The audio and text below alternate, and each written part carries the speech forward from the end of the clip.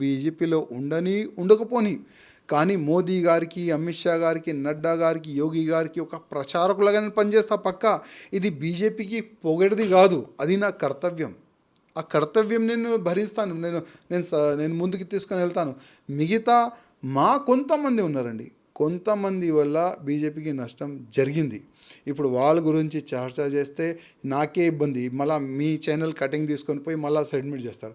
రాజసింగ్ చూడండి మా గురించి ఇట్లా మాట్లాడండి అని. ఓకే, ఇవాళ లేకపోతే రేపు నేను కేంద్రంకి, అంటే మా నాయకులకి, ఢిల్లీ నాయకులకి మరీ రిక్వెస్ట్ చేస్తున్నా, ఐబీ రిపోర్ట్ తెప్పియండి.